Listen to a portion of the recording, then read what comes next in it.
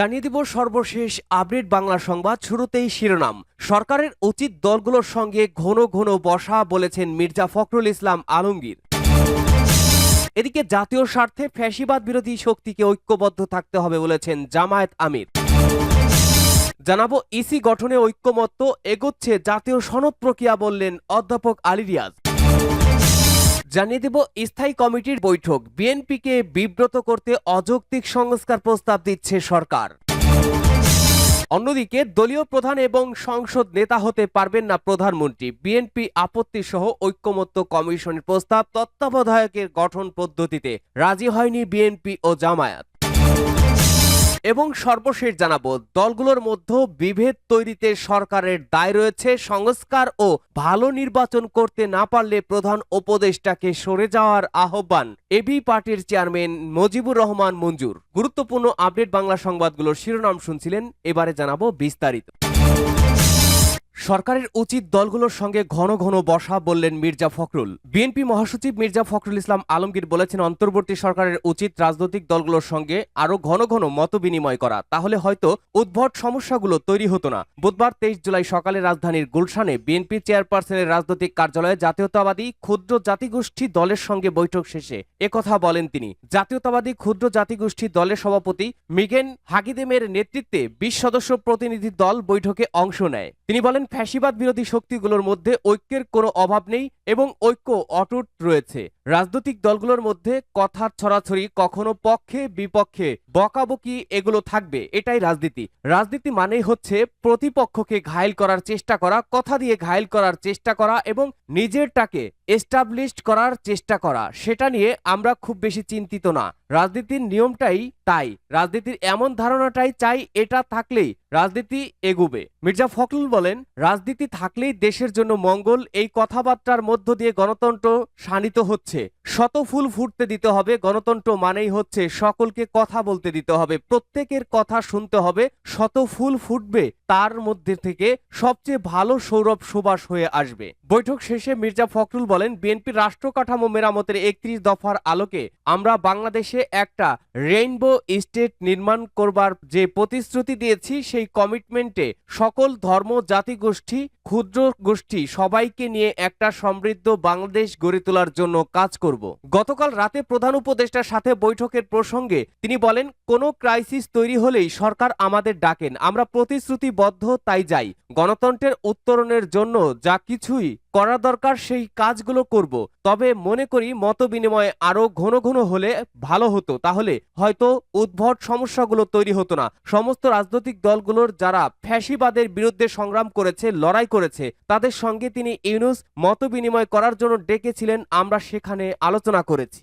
জাতীয় স্বার্থে ফ্যাসিবাদ বিরোধী শক্তিকে ঐক্যবদ্ধ থাকতে হবে বলেছেন জামায়াত আমির। জুলাইয়ে ফ্যাসিবাদ বিরোধী শক্তিকে জাতীয় স্বার্থের জায়গায় যে কোনো মূল্যে ঐক্যবদ্ধ থাকার আহ্বান জানিয়েছেন জামায়াতে ইসলামীর আমির ডাক্তার শফিকুর রহমান। বুধবার 23 জুলাই নিজের ভেরিফাইড ফেসবুক পেজে দেয়া এক পোস্টে এই কথা বলেন তিনি। পোস্টে জামায়াত আমির ডাক্তার শফিকুর রহমান লিখেন, আমাদের মধ্যে দল ও মতের ভিন্নতা থাকবে, এই ভিন্নতা নিয়েই আমাদের ফ্যাসিবাদের বিরুদ্ধে, জাতীয় স্বার্থ বিরোধী কর্মকাণ্ডের বিরুদ্ধে, সমাজের শৃঙ্খলা বিনষ্টকারী অপশক্তির বিরুদ্ধে ঐক্যবদ্ধ থাকার কোনো বিকল্প নেই। তিনি লিখেন, তাই দলমত, জাতি, ধর্ম নির্বিশেষে আমাদের নিবিড় জাতীয় ঐক্য গড়ে তুলতে হবে। আমাদের অবস্থান থেকে আমরা সবসময় প্রস্তুত। তিনি আরো লেখেন, দলীয় সহকর্মীদের প্রতি অনুরোধ, আমরা যেভাবে ধৈর্যের পরিচয় দিয়ে আসছি সেভাবেই এই ধৈর্য অব্যাহত রাখতে হবে। আমরা কারো পাতা ফাঁদে পা দেব না। জাতীয় স্বার্থ বিরোধী ব্যাপারে কোনো ধরনের ছাড় দেওয়া হবে না। জামায়াত আমির লিখেন, ছাত্র, শ্রমিক ও আপামর জনতার ঐক্য অটুট থাকুক এবং সবাই মিলেই আমরা আগামী প্রজন্মের প্রত্যাশা পূরণের ক্ষেত্র তৈরি করব ইনশাল্লাহ।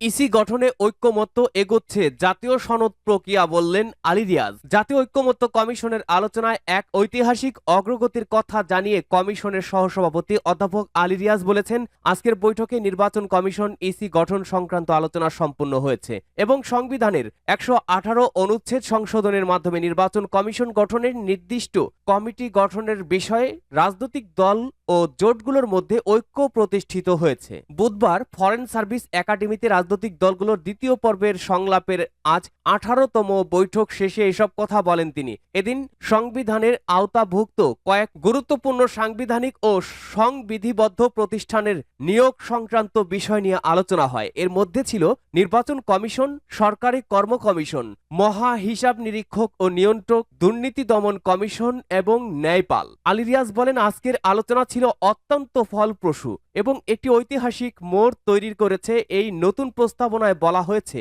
একটি নির্বাচন কমিশন থাকবে, প্রধান নির্বাচন কমিশনার এবং আইনে নির্ধারিত সংখ্যক নির্বাচন কমিশনারের সমন্বয়ে তাদের মনোনয়নের জন্য একটি নির্বাচন কমিটি গঠিত হবে, যার নেতৃত্বে থাকবেন জাতীয় সংসদের স্পিকার। কমিটির সদস্য হিসেবে থাকবেন ডেপুটি স্পিকার, বিরোধী দল থেকে নির্বাচিত প্রধানমন্ত্রী, বিরোধী দলীয় নেতা এবং প্রধান বিচারপতির প্রতিনিধি হিসেবে আপিল বিভাগের একজন বিচারপতি।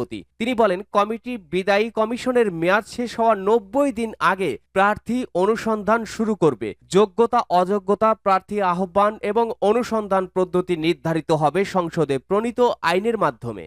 স্থায়ী কমিটির বৈঠক। বিএনপিকে বিব্রত করতে অযৌক্তিক সংস্কার প্রস্তাব দিচ্ছে সরকার। সংস্কারের নামে বিভিন্ন নতুন প্রস্তাব সামনে এনে বিএনপিকে বেকায়দায় ফেলতে চাচ্ছে অন্তর্বর্তী সরকার, এমনটা মনে করছে দলটি। তারা বলছেন, জাতীয় ঐক্যমত্য কমিশন এমন সব সংস্কার প্রস্তাব আনছে যা বাস্তবায়নযোগ্য নয়, যার কারণে বিব্রত হচ্ছে। গত সোমবার রাতে রাজধানীর গুলশানে বিএনপি চেয়ারপারসনের রাজনৈতিক কার্যালয়ে অনুষ্ঠিত স্থায়ী কমিটির বৈঠকে এমন আলোচনা ও সিদ্ধান্ত হয় বলে বৈঠক সূত্রে জানা গেছে। বিএনপির ভারপ্রাপ্ত চেয়ারম্যান তারেক রহমান লন্ডন থেকে ভার্চুয়ালি সংযুক্ত হয়ে বৈঠকে সভাপতিত্ব করেন। বৈঠকে বিএনপি নেতাদের অভিমত, গণতন্ত্রের ইতিহাসে দেশে দেশে যেগুলোর স্বাভাবিক প্র্যাকটিস আছে সেগুলো কমিশন উপেক্ষা করতে চাচ্ছে। যুক্তরাজ্য, ভারত সহ অনেক দেশে দলীয় প্রধান ও প্রধানমন্ত্রী একই ব্যক্তি হওয়ার নজির রয়েছে। বাংলাদেশেও দলের প্রধানই সারা জীবন প্রধানমন্ত্রী হয়ে আসছেন, সুতরাং দলীয় প্রধানের প্রধানমন্ত্রী না হতে পারার প্রস্তাব বিএনপি মানবে না। বৈঠকে দলীয় প্রধানের প্রধানমন্ত্রী হতে পারা না পারা, রাষ্ট্রপতি ও প্রধানমন্ত্রীর মধ্যে ক্ষমতার ভারসাম্য নিয়ে আলোচনা হয়েছে। বিএনপি নেতারা মনে করছেন, রাজনীতিতে ক্রিয়াশীল অন্য দলগুলো অনেক বড় দল নয়, নির্বাচন হলে তাদের ক্ষমতায় যাওয়ার সম্ভাবনাও ক্ষীণ। সেক্ষেত্রে ঐক্যমত্য কমিশনের সব প্রস্তাব মেনে নিলেও তাদের কোনো সমস্যা নেই, কিন্তু বিএনপির পক্ষে এই সিদ্ধান্ত দলীয় প্রধানের প্রধানমন্ত্রী হতে না পারা মেনে নেওয়া কঠিন। এর পক্ষে যুক্তি তুলে ধরে কমিটির একজন সদস্য বলেন, তাছাড়া নির্বাচনের সংখ্যাগরিষ্ঠতা পাওয়া দলের সংসদীয় কমিটি ঠিক করে থাকে কে প্রধানমন্ত্রী হবেন, এখানে কোনো আইনি বাধ্যবাধকতা থাকা উচিত নয়। সংখ্যাগরিষ্ঠতা পাওয়া দলের সংসদীয় কমিটি যদি মনে করে তারা দলীয় প্রধানকেই প্রধানমন্ত্রী নির্বাচন করবে, তাহলে গণতান্ত্রিক ও প্রক্রিয়ার সুযোগ বন্ধ করা ঠিক হবে না।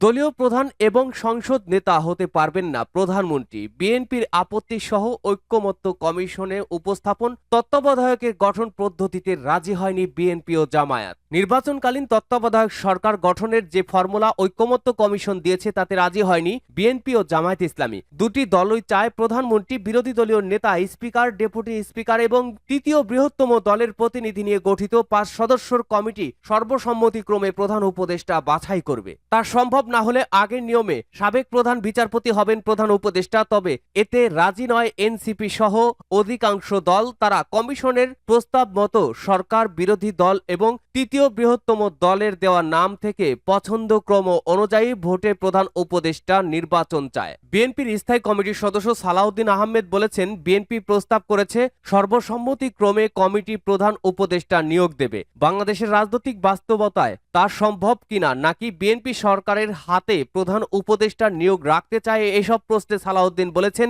91 এবং 96 এর সর্বসম্মতিক্রমে তত্ত্বাবধায়ক সরকার এসেছিল। জামায়াতের নায়েবে আমির ডাক্তার সৈয়দ আব্দুল্লাহ মোহাম্মদ তাহির বলেন, তত্ত্বাবধায়ক সরকার কাঠামো নিয়ে প্রাথমিকভাবে কিছু বিষয় ঐক্যমত্য এসেছে। জামায়াত ভোট চায় না, যাতে সংখ্যাগরিষ্ঠতার জোরে ক্ষমতা কুক্ষিগত করতে না পারে। ভোট হলে হর্স ট্রেডিং হতে পারে। ঐক্যমত্য না হলে বিচার বিভাগ থেকে প্রধান উপদেষ্টা হবেন। দলগুলোর মধ্যে বিভেদ তৈরিতে সরকারের দায় রয়েছে বলেছে এবি পার্টির চেয়ারম্যান। রাজনৈতিক দলগুলোর মধ্যে বিভেদ তৈরিতে অন্তর্বর্তী সরকারের দায় রয়েছে, তবে এখন থেকে নির্বাচনের আগ পর্যন্ত নিয়মিত রাজনৈতিক দলগুলোর সঙ্গে বসবেন বলে জানিয়েছে প্রধান উপদেষ্টা ডক্টর মোহাম্মদ ইউনূস। এমন মন্তব্য করেছেন এবি পার্টির চেয়ারম্যান মুজিবুর রহমান মঞ্জু। বুধবার 23 জুলাই প্রধান উপদেষ্টা ডক্টর মোহাম্মদ ইউনূসের সঙ্গে বৈঠক শেষে একথা বলেন তিনি বলেন, অন্তর্বর্তী সরকারকে দুর্বল সরকার মনে হচ্ছে। এখন পর্যন্ত কোনো উপদেষ্টাকে বহিষ্কার করা হয়নি। এই সরকারের গ্রহণযোগ্যতা অনেক কমে গেছে, পাশাপাশি ছাত্র নেতারাও গ্রহণযোগ্যতা হারিয়েছে। তিনি বলেন, 4টি দল একে অপরের প্রতি হিংসাত্মক বক্তব্য চলতে থাকলে ভালো নির্বাচন সম্ভব নয়। সংস্কার ও ভালো নির্বাচন করতে না পারলে প্রধান উপদেষ্টাকে সরে যাওয়ার আহ্বান জানান তিনি।